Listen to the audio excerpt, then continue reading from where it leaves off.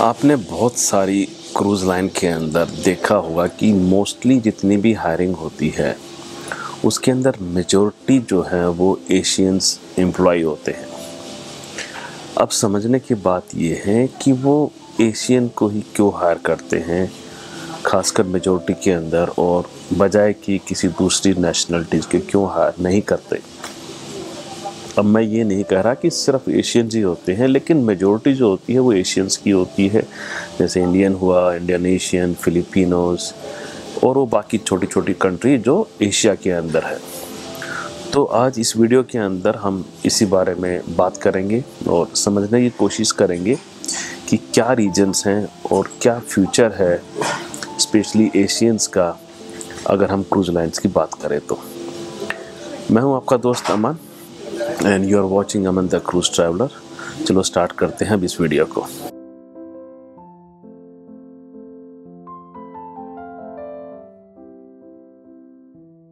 देखो, जहाँ तक एम्प्लॉय हायरिंग की बात आती है, चाहे आप किसी भी क्रूज लाइन को उठा लो, वहाँ पे मेजॉरिटी में आपको 3-4 नेशनलिटी ही मिलेंगी। सबसे पहले इंडियंस हैं, फिलिपिनोज हैं एंड इंडोनेशियंस हैं। और इसका जो रीज़न्स हैं वो बड़े ही सिंपल रीज़न है। सबसे जो बड़ा मेन रीज़न है, अगर हम एम्प्लॉय की तरह उसको देखें, कि देखो जो हमारी सैलरी हमें मिलती है इन क्रूज़ लाइन के ऊपर, वो हमें फॉरेन करेंसी में मिलती है। मतलब या तो यूएस डॉलर में मिलती है, या यूरो में मिलती है, या फिर पाउंड्स के अंदर मिलती है।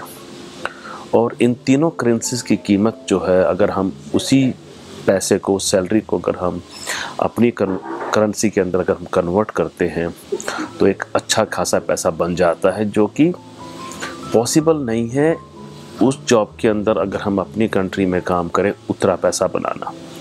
तो ये सबसे बड़ा रीज़न है, खासकर एम्प्लॉय की तरफ से, कि एम्प्लॉय इनको ज्वाइन करते हैं और यहाँ पे काम करते हैं। अगर हम बात करें क्रूज़ लाइन की हैसियत से कि क्रूज़ लाइन इनको क्यों हायर करती है, तो सबसे बड़ा रीज़न जो है, देखो सबसे पहले तो हमारी जो जॉब जो है वो एक परमानेंट जॉब नहीं होती, ये कॉन्ट्रैक्ट बेसिस के ऊपर होती है। तो कंपनी के ऊपर ज़्यादा लायबिलिटीज़ नहीं होती। हमारा जो इंश्योरेंस जो होता है वो तभी होता है जब हम ऑन बोर्ड रहते हैं। मतलब हमारा मेडिकल वगैरह उसी टाइम कवर होता है। जब अगर हम किसी कारण ऑन बोर्ड इंजर हो जाते हैं तो हमें घर भेज दिया जाता है, लेकिन कुछ दिन तक यस हमारा मेडिकल ट्रीटमेंट चलता है। लेकिन हम किसी कारण अगर डिसेबल हो जाते हैं तो कंपनी एक लमसम पैसा देके हमसे छुटकारा पा लेती है। तो एक लायबिलिटी नहीं बनती। जबकि अगर वो यही चीज़ किसी एक नॉन एशियंस के साथ अगर होती है, यूरोपियन के साथ या अमेरिकन के साथ, तो उसके अंदर कंपनी की लायबिलिटीज़ बहुत ज़्यादा बन जाती है उस एम्प्लॉय के लिए और उसकी फैमिली के लिए। क्योंकि मोस्टली नॉन एशियन कंट्रीज़ के अंदर जो इंश्योरेंस पॉलिसीज़ हैं वो बहुत स्ट्रिक्ट हैं और वो हमेशा जो एम्प्लॉय होता है उसकी फेवर में रहती है। तो ये सबसे बड़ा रीज़न है कि एम्प्लॉय को ज़्यादा लायबिलिटीज़ नहीं होती अगर वो एशियंस को हायर करते हैं। दूसरा जो सबसे बड़ा रीज़न है, जो हमें सैलरी मिलती है उसके अंदर ना तो हम टैक्स देते हैं अपनी कंट्री में, और ना ही कंपनी को कोई टैक्स देना पड़ता है उस कंट्री के अंदर जहाँ से वो क्रूज़ लाइन सेल कर रही है। अगर आप देखो, जितनी भी क्रूज़ लाइन है वो मोस्टली या तो यूरोपियन बेस हैं या यूएस बेस्ड है। लेकिन इन सब क्रूज़ लाइन का जो रजिस्ट्रेशन जो है वो सारा उन कंट्रीज़ के अंदर है जहाँ पे लेबर लॉ इतने टफ नहीं है।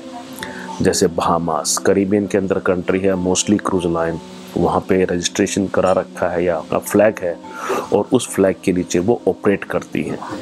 जब वो उस फ्लैग के नीचे ऑपरेट करती हैं तो लेबर लॉ जो है वो बजाय यूएस या यूरोप का ना होके वो उस कंट्रीज़ का लागू होता है जहाँ से वो कंट्री, जिस कंट्री में उस क्रूज़ लाइन का रजिस्ट्रेशन हो रखा है या जिस कंट्री के अंदर वो क्रूज़ लाइन फ्लैग कैरी कर रही है। तो वो कंपनी के लिए बहुत इजी रहता है, उन्हें अपनी कंट्री के अंदर टैक्स नहीं देना पड़ता और देना पड़ता है तो बहुत मिनिमम है। लेबर लॉ के ऊपर, लेबर के ऊपर उन्हें कोई टैक्स देना नहीं पड़ता अपनी कंट्रीज़ के अंदर। जैसे अगर वो यूएस में ऑपरेट करते हैं या यूरोप में ऑपरेट करते हैं या यूके में ऑपरेट करते हैं। सो आप किसी भी क्रूज़ लाइन को उठा लो, एक या दो ऐसी क्रूज़ लाइन है जो कि यूरोपियन फ्लैग के नीचे ऑपरेट करती है, नहीं तो सारी क्रूज़ लाइन जो है वो नॉन यूरोपियन फ्लैग के अंदर ऑपरेट करती हैं। बहामास हुआ, नासाउ हुआ, कुछ छोटी कंट्री है जैसे माल्टा, यहाँ के लेबर लॉ इतने टफ नहीं है, तो ये क्रूज़ लाइन के लिए एक अच्छा खासा फ़ायदा हो जाता है। फिर तीसरा रीज़न जो है, देखो एशियंस एम्प्लॉयज़ को मैनेज करना इन फॉर्म ऑफ उनकी जो रिक्वायरमेंट है वो बहुत मिनिमम होती है। तो अगर आप खाने के अंदर भी एक नॉर्मल खाना दोगे सो एशियन एम्प्लॉय जो है वो मैनेज कर लेगा और वो कंप्लेन नहीं करेगा, क्योंकि उनकी एक रिक्वायरमेंट होती है कि उनको इतने महीने काम करना ही करना है, इतने पैसे बनाने ही बनाने हैं और वापस घर जाना है।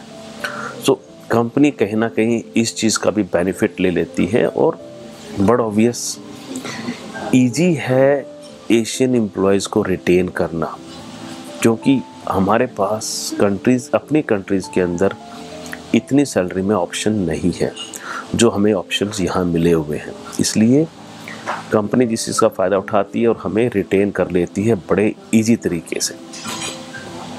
उसमें विन विन सिचुएशन है, कंपनी को भी फ़ायदा है और एम्प्लॉय को भी फ़ायदा है अगर आप एशियन हो तो। ये भी एक बहुत बड़ा रीज़न है। जो नेक्स्ट रीज़न है कि जो एशियन एम्प्लॉयज़ हैं, हम काम कर सकते हैं 6 महीने 8 महीने इस क्रूज़ लाइन के ऊपर बगैर किसी प्रॉब्लम्स के, बगैर किसी रिक्वायरमेंट के, क्योंकि हमारे पास एक मिशन होता है कि हमें इतना पैसा बचाना है और इतना पैसा बचा के घर जाना है।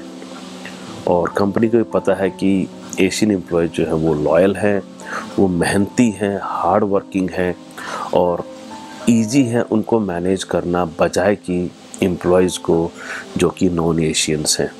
इसलिए कंपनी प्रेफर करती है कि नॉन यूरोपियन या नॉन अमेरिकन एम्प्लॉयज़ को हायर करें, क्योंकि वो ईजी है कंपनी के लिए भी उनके साथ क्रूज़ लाइन को ऑपरेट करना।